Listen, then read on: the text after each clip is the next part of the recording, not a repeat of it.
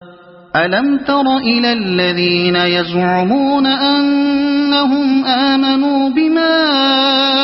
أُنزِلَ إِلَيْكَ وَمَا أُنزِلَ مِن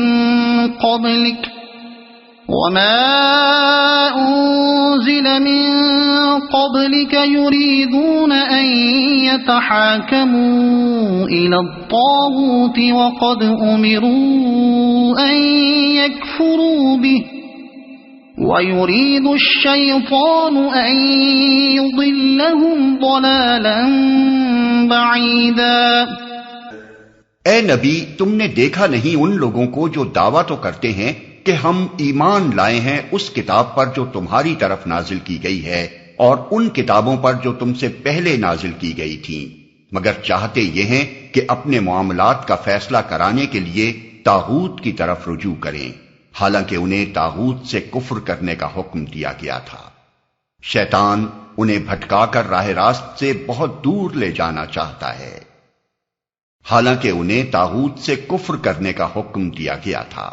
یہاں صریح طور پر طاغوت سے مراد وہ حاکم ہے جو قانون الہی کے سوا کسی دوسرے قانون کے مطابق فیصلہ کرتا ہو، اور وہ نظام عدالت ہے جو نہ تو اللہ کے اقتدار اعلیٰ کا مطیع ہو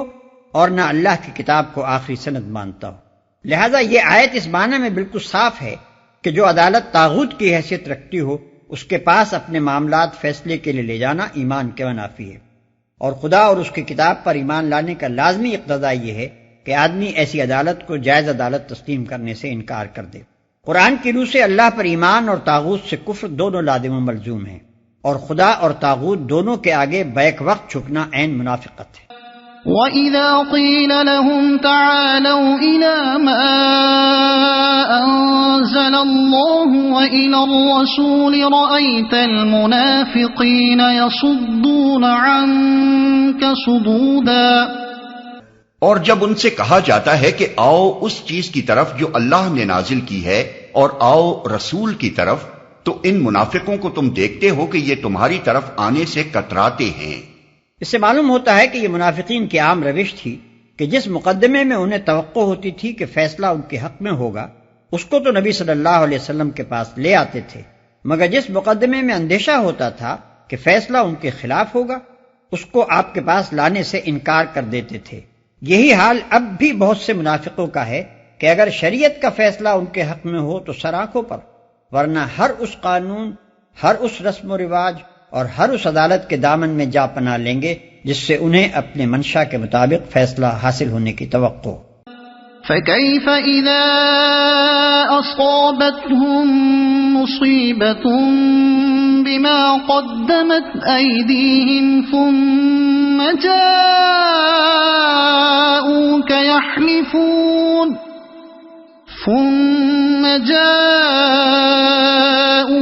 يَحْلِفُونَ بِاللَّهِ إِنْ أَرَدْنَا إِلَّا إِحْسَانًا وَتَوْفِيقًا۔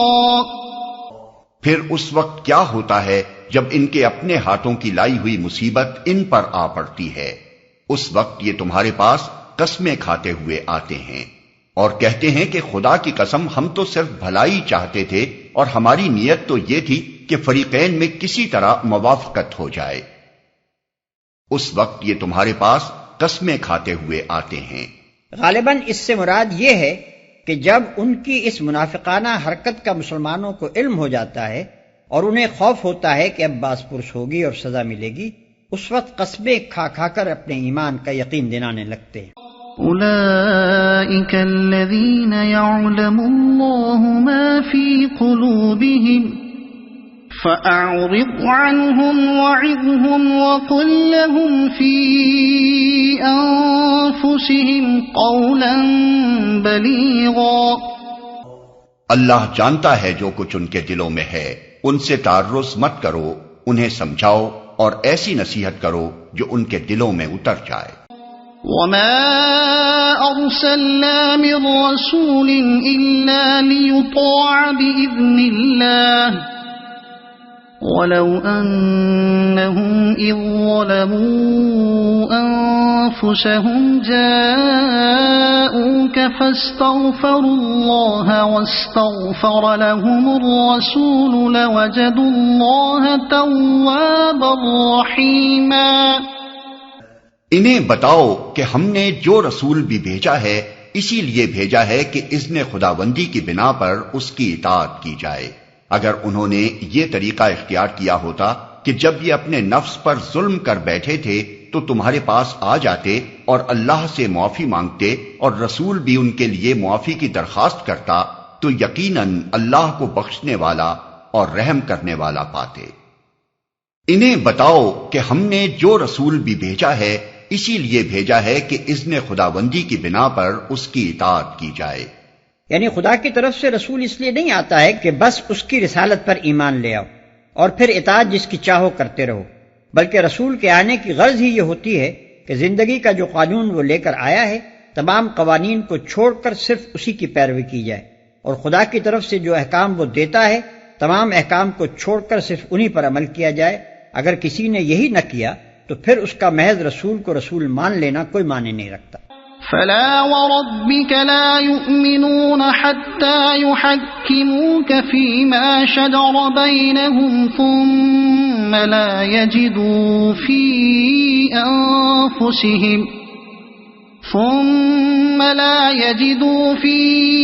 أنفسهم حرجا مما قضيت ويسلموا تسليما۔ نہیں اے محمد، تمہارے رب کی قسم یہ کبھی مومن نہیں ہو سکتے جب تک کہ اپنے باہمی اختلافات میں یہ تم کو فیصلہ کرنے والا نہ مان لیں، پھر جو کچھ تم فیصلہ کرو اس پر اپنے دلوں میں بھی کوئی تنگی نہ محسوس کریں بلکہ سر بسر تسلیم کر لیں۔ اس آیت کا حکم صرف حضور صلی اللہ علیہ وسلم کی زندگی تک محدود نہیں ہے بلکہ قیامت تک کے لیے۔ جو کچھ اللہ کی طرف سے نبی صلی اللہ علیہ وسلم لائے ہیں اور جس طریقے پر اللہ کی ہدایت اور رہنمائی کے تحت آپ نے عمل کیا ہے وہ ہمیشہ ہمیشہ کے لیے مسلمانوں کے درمیان فیصلہ کن سند ہے، اور اس سند کو ماننے یا نہ ماننے ہی پر آدمی کے مومن ہونے اور نہ ہونے کا فیصلہ ہے۔ حدیث میں اسی بات کو نبی صلی اللہ علیہ وسلم نے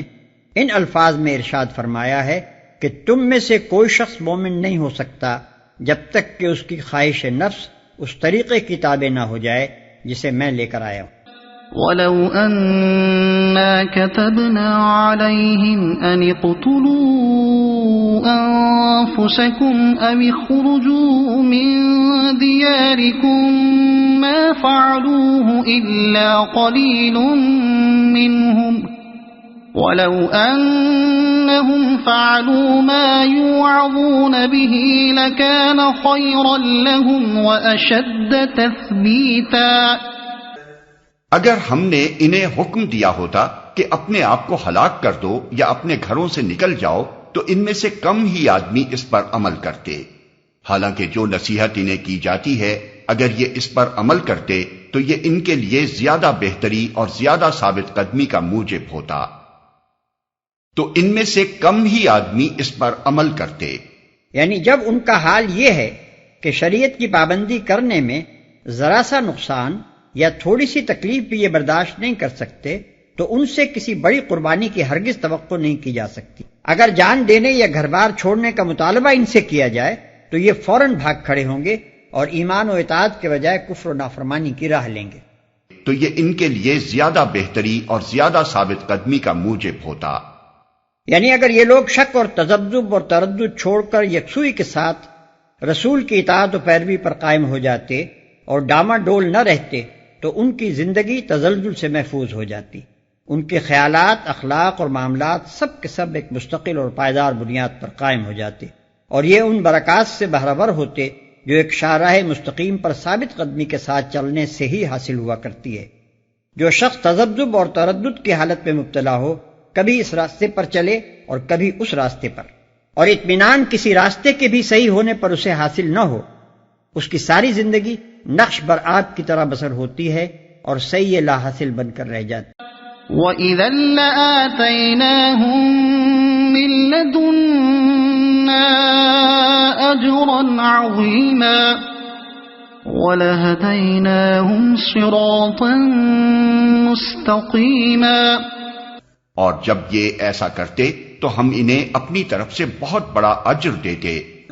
اور انہیں سیدھا راستہ دکھا دیتے. یعنی جب وہ شک چھوڑ کر ایمان و یقین کے ساتھ رسول کی اطاعت کا فیصلہ کر لیتے تو اللہ کے فضل سے ان کے سامنے صحیح و عمل کا سیدھا راستہ بالکل روشن ہو جاتا اور انہیں صاف نظر آ جاتا کہ وہ اپنی قوتیں اور محنتیں کس راہ میں صرف کریں جس سے ان کا ہر قدم اپنی حقیقی منزل مقصود کی طرف اٹھے. وَمَن يُطِعِ اللَّهَ وَالرَّسُولَ فَأُولَئِكَ مَعَ الَّذِينَ أَنْعَمَ اللَّهُ عَلَيْهِم مِّنَ